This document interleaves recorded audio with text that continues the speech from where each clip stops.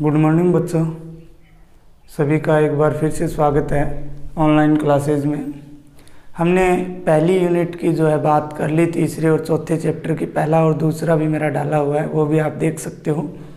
आज हम बात करेंगे दूसरी यूनिट के चैप्टर नंबर 5 की। शुरुआत से बात करेंगे यूनिट नंबर 2 की, यूनिट बॉटनी की यूनिट नंबर 2।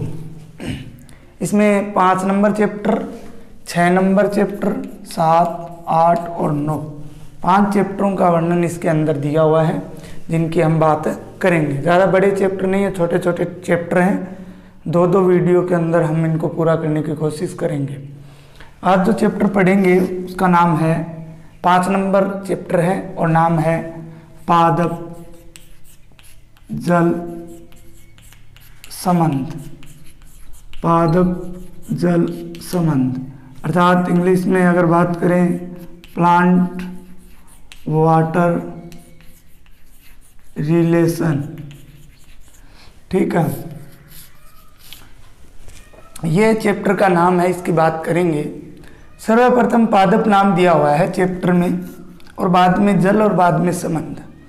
अर्थात पादप के साथ जो जल होता है उसका क्या संबंध होता है, वो किस प्रकार से पादप से क्रिया करता है, पादप में जाता है, और उसकी क्या क्या जो क्रियाएं हैं वो होती हैं। अर्थात प्लांट वाटर रिलेशन की हम बात करेंगे। पादप आप सभी लोग जानते हो, जो स्वपोषी होते हैं। ठीक है, जो वृद्धि करते हैं, अपना भोजन स्वयं बनाते हैं प्रकाश संश्लेषण की क्रिया द्वारा। ठीक है, तो जल की बात अब हम करेंगे। जल की कुछ विशेषताएं होती हैं, डेफिनेशंस ऑफ वाटर की। जल की विशेषताएं आप फिजिक्स केमिस्ट्री के अंदर भी पढ़ते हो। जल की अगर बात करें तो इसके अंदर ध्रुवीय प्रकृति पाई जाती है। किसी को ग्रहण करने की जो क्षमता है वो इसके अंदर पाई जाती है। हाइड्रोजन बंध इनके अंदर उपस्थित होते हैं। ठीक है, सार्वत्रिक विलायक होता है, सभी में घुलने की लगभग क्षमता इसके अंदर पाई जाती है। उच्च सहसंजक व आसंजक बल उपस्थित होते हैं। उच्च विशिष्ट ऊष्मा होती है इसकी, क्या होती है? उच्च विशिष्ट ऊष्मा होती है। उदासीन प्रकृति पाई जाती है, अर्थात इसका जो pH मान है वो 7 होता है। और आप लोग जानते हो जब pH मान 7 होगा तो कोई भी पदार्थ जो है वो उदासीन होगा। अगर 7 से कम होता है तो वो क्या होता है? अम्लीय होता है। और अगर 7 से ज़्यादा हो तो वो क्या होगा? क्षारीय। जैसे अगर हमारे रक्त की हम लोग बात करते हैं तो pH मान होता है 7.4, इसलिए ये हल्का क्षारीय होता है। अगर 7 से कम हो तो अम्लीय हो जाएगा। ठीक है, तो ये pH मीटर होता है, जिसे सोरेनसन नामक वैज्ञानिक ने 1909 के अंदर बताया था। ठीक है, हम उसकी बात नहीं कर रहे हैं। जो pH जल की जो pH होती है वो कितनी होती है? 7 होती है, इसलिए इसके अंदर उदासीन प्रकृति पाई जाती है। उच्चतम घनत्व है 4 डिग्री सेंटीग्रेड पर। जल में उच्चतम घनत्व होता है कितने डिग्री सेंटीग्रेड पर? 4 डिग्री सेंटीग्रेड पर उच्चतम घनत्व जो है वो होता है। इसके बाद में देखिए हम बात करते हैं, ये तो जल की विशेषताएं हो गई जो आपके चैप्टर में शुरुआत में दे रखी थी, जो आपको याद होनी चाहिए। इसके बाद में है जीवद्रव्य में भौतिक एवं रासायनिक विधियाँ। देखिए जीवद्रव्य के अंदर भौतिक एवं रासायनिक विधियों से क्या मतलब है, यहाँ पे ऐसा कोई टॉपिक नहीं दिया हुआ है, लेकिन हमारा पूरा शरीर जो है वो कोशिका से मिलकर बना हुआ होता है। किससे मिलकर बना हुआ होता है? सेल्स से बनकर बना हुआ होता है। कोशिका के अंदर आप लोगों को पता ही है क्या उपस्थित होता है। कोशिका के अंदर जो कोशिका द्रव है तथा साथ में केंद्रक उपस्थित होता है। कोशिका द्रव व साथ में क्या उपस्थित होता है? द्रव उपस्थित होता है। तो देखिए यहाँ पे आपको बताता हूँ, इसके अंदर अगर हम बात करें तो सेल है, मान लीजिए ये कोशिका झिल्ली हो गई, ये इसके अंदर न्यूक्लियस हो गया, ये इसके अंदर कोशिका द्रव हो गया जिसके अंदर विभिन्न कोशिकांग पाए जाते हैं। ठीक है, साइटोप्लाज्म। लेकिन इस केंद्रक और इस कोशिका द्रव्य अर्थात कोशिका झिल्ली के अंदर जितना भी भाग है केंद्रक सहित, उसको क्या बोला जाता है? जीवद्रव्य बोला जाता है। क्या बोला जाता है? न कि कोशिका द्रव्य। कोशिका द्रव्य केंद्रक को छोड़कर जो भाग है उसको बोला जाता है। तो जीवद्रव्य जो होता है ये हमारे अंदर जितनी भी जैविक क्रियाएं हैं वो संपन्न करता है। क्या संपन्न करता है? जैविक क्रियाएं संपन्न करता है। और जैविक क्रियाएं संपन्न करता है तो उसमें कुछ भौतिक एवं रासायनिक विधियां पाई जाती हैं। क्या होती हैं? भौतिक एवं रासायनिक विधियां होती हैं जो जीवद्रव्य को क्या करती हैं? इफेक्ट डालती हैं, उसको प्रभावित करती हैं। जीवद्रव्य को क्या करती हैं? प्रभावित करती हैं। ठीक है, तो इसीलिए मैंने यहाँ पे लिखा है जीवद्रव्य में भौतिक व रासायनिक विधियाँ जो इस जीवद्रव्य को प्रभावित करेंगी, जो क्या करता है? जैविक क्रियाएं करता है, जो किस में पाया जाता है? इस कोशिका में उपस्थित होता है। आगे देखिए, जीवद्रव्य में भौतिक और रासायनिक विधियाँ आपके दी हुई हैं 1, 2, 3, 4 और 5। 5 की बात होती है आपका चैप्टर समाप्त हो जाएगा। सबसे पहले रहेगा विसरण, दूसरा पारगम्यता, तीसरा प्रासरण, चौथा जीवद्रव्यीय कुंचन और 5वां जो है अंतःशोषण। इन 5 की हम बात करेंगे, इनमें क्या क्या होता है, क्या इनके महत्व होते हैं। ठीक है, सबसे पहले सीधी सी बात है, विसरण लिखा है तो विसरण की बात हम करेंगे। इंग्लिश में इसको डिफ्यूजन बोला जाता है। विसरण की बात करेंगे। देखिए, सीधे शब्दों में अगर इसकी परिभाषा की बात करते हैं तो बिल्कुल सिंपल है। किसी के अंदर घुसना या किसी पदार्थ के अंदर प्रवेश करना क्या कहलाता है? विसरण कहलाता है। जैसे आप 9th क्लास में पदार्थ की अवस्थाएं पढ़ के आए हो, द्रव्य, ठोस और गैस, उनके अंदर भी आपने विसरण का एक नाम सुना था कि इसके अंदर विसरण अधिक होता है, इसके अंदर कम होता है। ठोस के अंदर पता है आपको वो सॉलिड होगा तो उसके अंदर विसरण अत्यंत कम होता है। द्रव के अंदर जो है गैस से कम होता है और ठोस से ज़्यादा होता है, जबकि सबसे ज़्यादा किसके अंदर होता है? गैस के अंदर, क्योंकि उसके अणुओं में जो दूरी है वो अधिक पाई जाती है, जिसके कारण ये अंदर प्रवेश आसानी से कर जाता है। तो विसरण का सीधा सा अर्थ यही है, किसी पदार्थ के अंदर प्रवेश करना। लेकिन यहाँ पे हमें एकदम एग्जिट जो परिभाषा है वो याद रखनी है। वो देखिए क्या है। विसरण जो है ये अधिक सांद्रता के क्षेत्र से कम सांद्रता के क्षेत्र की ओर क्या करता है? गमन करता है। फॉर एग्जाम्पल मान लीजिए हमारे पास एक पात्र है। क्या है? पात्र है। इसमें हमने कोई पदार्थ डाला, ठीक है, पदार्थ डाल दिया। अब अगर इसके अंदर एक पदार्थ और डालते हैं, 2 पदार्थ डाल दिए, एक ए पदार्थ है, एक बी पदार्थ है। ए पदार्थ की अगर बात करें तो उसकी सांद्रता कम है, उसकी सांद्रता क्या है? कम है, और बी की क्या है? अधिक है। तो जो अणु है, ए के अणु वो किस में जाएंगे? बी में जाएंगे। देखिए, अधिक सांद्रता से कम सांद्रता की ओर, बी की अधिक है तो अधिक सांद्रता से कम सांद्रता, इसके अणु इस ए पदार्थ के अंदर की ओर जाएंगे, गति करेंगे। तो परिभाषा क्या होगी? जब पदार्थ के अणु अधिक सांद्रता के क्षेत्र से कम सांद्रता के क्षेत्र की ओर गमन करते हैं या गति करते हैं तो उस क्रिया को डिफ्यूजन या विसरण बोला जाता है। फॉर एग्जाम्पल आपको और बताता हूँ, जैसे कि मान लीजिए कोई कमरा है, कमरे के अंदर हमने अमोनिया से भरी हुई बोतल को मुंह खोल देते हैं। मान लीजिए अमोनिया से भरी हमारे पास बोतल है, उसका मुंह खोल देते हैं तो उसकी जो गंध है वो पूरे कमरे में फैल जाती है, क्योंकि कमरे के अंदर वायु होती है। वायु क्या है? एक प्रकार की गैस है जिसके अणु जो है वो दूर दूर होते हैं, इसलिए वो आसानी से गंध है वो उसके अंदर प्रवेश कर जाएगी और पूरे कमरे में फैल जाएगी, जो एक डिफ्यूजन का उदाहरण है। ऐसे ही अगर दूसरे उदाहरण की बात करते हैं, कॉपर सल्फेट की, अमोनिया की होगी, कॉपर सल्फेट की बात करते हैं तो देखिए, आप पानी से भरा एक बिक्कर लीजिए, पानी से भरे बिक्कर में आप कुछ क्रिस्टल कॉपर सल्फेट की डाल दीजिए। मान लीजिए हमने पानी से भरे बिक्कर लिया, इसमें हमने कॉपर सल्फेट डाला, कॉपर सल्फेट डालते हैं पानी से भरे बिक्कर में। जैसे ही कॉपर सल्फेट डालते हैं तो देखते हैं हम इसका रंग जो है वो नीला हो जाता है, पानी का रंग क्या हो जाता है? नीला। जबकि अगर हम बात करें तो हमने जल इसके अंदर लिया था जो रंगहीन होता है, लेकिन रंग कैसा हो गया, नीला। अर्थात कॉपर सल्फेट के जो भी अणु थे वो जल के अंदर प्रवेश कर गए, क्योंकि जल क्या होता है, सार्वत्रिक विलायक होता है। ठीक है, ये बात हो गई किसकी, विसरण की। अब देखिए ऐसा क्यों होता है कि ये अमोनिया, तो हमने बोतल का मुंह खोला, पूरे कमरे में फैल गई, कॉपर सल्फेट से नीला रंग हो गया। ऐसा क्यों होता है? ऐसा इसलिए होता है कि पदार्थ के जो अणु होते हैं, पदार्थ आप लोग पढ़ते आ रहे हो, केमिस्ट्री के अंदर भी पढ़ रहे हो, पदार्थ के जो अणु होते हैं वो अपनी गतिज ऊर्जा के कारण, गतिज ऊर्जा भी आप लोग जानते हो, गति करती है। ठीक है, यहाँ से वहाँ जाना, वहाँ से यहाँ जाना, जो ऊर्जा खर्च होती है उसको क्या बोलते हैं, गतिज ऊर्जा। तो गतिज ऊर्जा के कारण पदार्थ के अणु जो हैं वो अपनी गतिज ऊर्जा के कारण क्या करते रहते हैं, लगातार गति करते रहते हैं।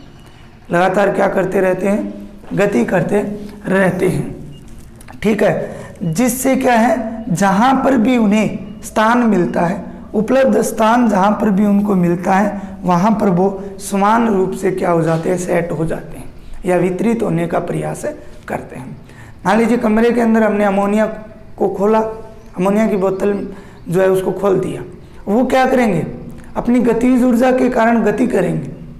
गति करने से क्या होगा, वो फैलेंगे, फैलने के बाद वो ये देखेंगे कि हमारा स्थान, जो हमें स्थान मिल रहा है उसमें हम समान रूप से जाकर क्या हो जाए, वितरित हो जाए। सबसे बढ़िया उदाहरण ये आपको 2 मैंने बता दिए। इसके बाद में एक महत्वपूर्ण बात क्या है जो आपको याद रखनी है, बहुत ही अच्छी बात है, कि विसरण की जो प्रवृत्ति होती है वो गैस हो, चाहे द्रव हो, चाहे ठोस हो, इनके अणु हो या आयन हो या कण हो, उनमें समान होती है। उनमें क्या होती है, समान होती है। विसरण की जो प्रवृत्ति होती है वो गैस हो, चाहे द्रव हो, चाहे ठोस हो, इनके अणुओं, कणों और आयनों में समान होती है। लेकिन अगर हम रेट ऑफ डिफ्यूजन की बात करते हैं, विसरण की दर की बात करते हैं, किसकी बात करते हैं, रेट ऑफ डिफ्यूजन, विसरण की दर की बात करते हैं, तो वो इनमें अलग अलग होती है। वो इनमें क्या होती है, अलग अलग होती है।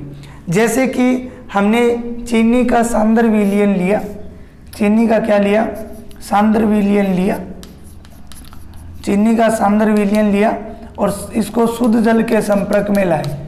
किसके संपर्क में लाए, शुद्ध जल के संपर्क में लाते हैं, तो क्या होगा, इस चीनी जो सांद्र विलयन है चीनी, इसके अणु जल की ओर गति करेंगे और जल के अणु इस चीनी की ओर जो है वो गति करेंगे। जल के अणु है वो किस ओर गति करेंगे, इस ओर गति करेंगे। तो हम दर की बात नहीं कर सकते, डिफ्यूजन, रेट ऑफ डिफ्यूजन जो है वो अलग अलग होता है। बाकी अगर प्रवृत्ति की बात करते हैं तो वो क्या होती है, समान होती है। अब हम आगे बात करते हैं समतत्तर विसरण की बात करते हैं आगे, समतत्तर विसरण की, किसकी बात करते हैं, समतत्तर विसरण की बात करते हैं। देखिए विसरण की हमने बात कर ली, इन जो समतत्तर विसरण है उसकी बात करते हैं। परिभाषा देखिए, किसी तंत्र में विभिन्न पदार्थों का विसरण अपने ही अणुओं की सांद्रता पर निर्भर करता है, किसी अन्य पदार्थ की उपस्थिति से अप्रभावित रहता है। किसी तंत्र में, मान लीजिए हमने कोई पात्र लिया, क्या लिया, कोई पात्र लिया, इसमें हमने एक किसी तंत्र में विभिन्न पदार्थों, हमने विभिन्न पदार्थ डाल लिए, ठीक है, विभिन्न पदार्थ इस तंत्र के अंदर भर लिए। होगा क्या, पदार्थों का विसरण अपने ही अणुओं की, मान लीजिए हमने ए, बी और सी 3 पदार्थ लिए, उनका विसरण जो है अपने ही अणुओं की सांद्रता पर, ए का ए की सांद्रता पर, बी का बी की सांद्रता पर, सी का सी की सांद्रता पर निर्भर करता है। किसी अन्य पदार्थ की उपस्थिति, ए के लिए बी और सी कोई मायने नहीं रखती, बी के लिए ए और सी कोई मायने नहीं रखती, सी के लिए जो है बी और ए कोई मायने नहीं रखती। इस प्रकार से क्या है, ये जो है विसरण होता है। ऐसे विसरण को क्या कहा जाता है, समतत्तर विसरण कहा जाता है। किसी तंत्र में विभिन्न पदार्थों, किसी तंत्र में विभिन्न पदार्थों में अपने ही अणुओं की सांद्रता पर निर्भर करता है, किसी अन्य पदार्थ की उपस्थिति से ये क्या रहता है, अप्रभावित रहता है। अब आगे देखिए, विसरण को प्रभावित करने वाले कारक, विसरण को प्रभावित करने वाले कारकों की बात करते हैं। कौन कौन से कारक होते हैं वो देखिए आप। पहला है तापमान। देखिए, हम पदार्थ के अणुओं को अगर तापमान बढ़ेगा, पदार्थ के अणुओं का अगर तापमान बढ़ेगा तो सीधी सी बात है उसमें गतिज ऊर्जा है वो अधिक होगी। गतिज ऊर्जा है वो क्या होगी, गतिज ऊर्जा बढ़ेगी, और गतिज ऊर्जा अगर बढ़ेगी तो उनमें जो विसरण की दर है वो भी क्या हो जाएगी, बढ़ जाएगी। विसरण दर भी है वो भी क्या हो जाएगी, बढ़ जाएगी। तो तापमान बढ़ाने से जो है विसरण की दर है वो बढ़ जाती है, ये आपको याद रखना है। दूसरा देखो, विसरित होने वाले पदार्थ का घनत्व है। विसरित होने वाले पदार्थ का घनत्व है, हमेशा याद रखना किसी भी पदार्थ के विसरण की जो दर है, किसी भी पदार्थ के, यहाँ लिख रहा हूँ, किसी भी पदार्थ के विसरण की जो दर है, rate of diffusion, rate of diffusion, ठीक है, विसरण की जो दर है वो हमेशा ही घनत्व के वर्गमूल के व्युत्क्रमानुपाती होते हैं। घनत्व के वर्गमूल के व्युत्क्रमानुपाती होती है, अर्थात 1/, और d√, होती है। देखिए क्या हुआ, हम दर को लिखते हैं r से, r बराबर व्युत्क्रमानुपाती है तो हमेशा ही बट्टा में आएगा। घनत्व है डेनिसिटी, इसको बोलते हैं, इसको d से लिखा जाता है, किससे, d से। तो घनत्व के वर्गमूल, घनत्व के वर्गमूल और बट्टा में आ गया तो क्या हो गया, व्युत्क्रमानुपाती होती है। तो हमेशा याद रखना पदार्थ के विसरण की दर है वो घनत्व के वर्गमूल के क्या होती है, व्युत्क्रमानुपाती होती है, न कि समानुपाती। तीसरा है विसरण दाब की प्रवणता। देखिए ये भी अच्छा शब्द है, विसरण दाब की प्रवणता। अधिक घनत्व वाली जो गैस है उसका विसरण जो है वो हमेशा ही कम घनत्व वाली गैस की तुलना में कम होता है। अधिक घनत्व वाली गैस का विसरण जो है वो कम घनत्व वाली गैस की तुलना में हमेशा कम होता है। शुरुआत में हमने बात की थी, तो अधिक सांद्रता से किधर होगा गमन, अधिक सांद्रता से किधर होगा, कम सांद्रता की ओर। यही बात यहाँ पे लिखी हुई, अधिक घनत्व वाली गैस मतलब अधिक सांद्रता वाली गैस का विसरण कम घनत्व वाली गैस की तुलना में क्या होता है, हमेशा ही कम होता है। तो याद रखना अधिक सांद्रता से कम सांद्रता की ओर जो अणु है वो गति करते हैं। ये हमारे प्रभावित करने वाले कारक हो गए, ठीक है। तापमान, विसरित होने वाले पदार्थ का घनत्व, विसरण दाब की प्रवणता, ठीक है। अब हम लास्ट टॉपिक की बात करते हैं विसरण के अंदर, वो है इम्पोर्टेंस। विसरण का क्या महत्व है, पादपों के अंदर जो विसरण है वो कैसे महत्व रखते हैं। पहला तो सीधी सी बात है, पादप और वायुमंडल जो है, पादप क्या करते हैं, वायुमंडल से क्या लेते हैं, जो कार्बन डाइऑक्साइड लेते हैं या ऑक्सीजन लेते हैं, उनका क्या है आदान प्रदान इस विसरण के माध्यम से ही होता है। तो वायुमंडल व पादप के मध्य O2 व ऑक्सीजन व CO2 कार्बन डाइऑक्साइड का क्या होता है, आदान प्रदान इस विसरण के माध्यम से ही होता है। दूसरा अगर हम बात करें तो जलवाष्प का जो विसर्जन है, वायुमंडल में जलवाष्प का विसर्जन अधिक होने के बाद क्या है, जलवाष्प है उसको निकाल दिया जाता है। तीसरा है खनिज लवणों का निश्चेष्ट अवशोषण। जमीन के अंदर खनिज लवण है मिट्टी में, उनका अवशोषण करना और पादप के प्रत्येक भाग तक पहुंचना, वो भी किसके माध्यम से होता है, विसरण के माध्यम से होता है। तो हमने विसरण की जो है पूरी बात कर ली। अब जो है हम आगे बात करने वाले हैं किसकी, आगे बात हम 2 नंबर जो है वो करेंगे पारगम्यता की। किसकी करेंगे, पारगम्यता की। नंबर विसरण पूरा हो गया, 2 नंबर है पारगम्यता, प्रीएमेबिलिटी। पारगम्यता की बात करते हैं तो पारगम्यता क्या होता है। देखिए कोई मान लीजिए कोशिका है, सेल है, ये इसकी कोशिका झिल्ली हो गई, ठीक है, ये केंद्रक हो गया।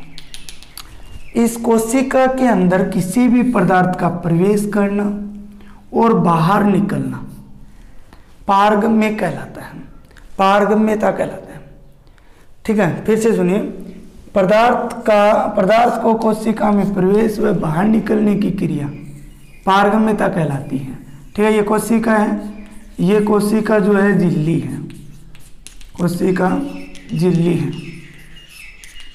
इस कोशिका झिल्ली से पदार्थ का बाहर निकलना व अंदर प्रवेश करना क्या कहलाता है? पारगम्यता कहलाता है। यह कोशिका झिल्ली का एक विशेष गुण होता है, ठीक है ना। कोशिका झिल्ली का क्या है? विशेष गुण होता है।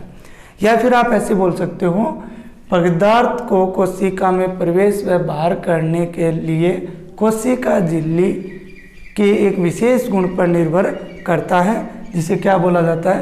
पारगम्यता बोला जाता है। इस कोशिका झिल्ली के आधार पर ही ये इसके कुछ प्रकार हैं, इसकी कुछ जैविक झिल्लियाँ पाई जाती हैं।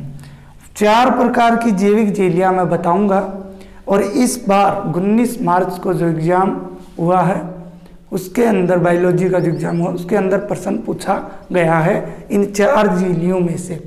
देखो पहला है पारगम्य। पारगम्य से पहले मैं 2 शब्द बताता हूँ, एक तो विल्य और एक विलायक। देखिए विल्य क्या होता है और विलायक क्या होता है। विलायक बोलते हैं जल को, किसको बोलते हैं? जल के अणुओं को। जल के अणुओं को क्या बोला जाता है? विलायक। और अगर जल में कोई अन्य पदार्थ घुले हुए हैं, जल में कोई अन्य पदार्थ घुले हैं, तब उसको क्या बोलेंगे? विल्य बोलेंगे, ठीक है। तो विलायक तो केवल जल को, और अगर जल में कोई पदार्थ घुले हैं तो उसको क्या बोलेंगे? विल्य बोलेंगे।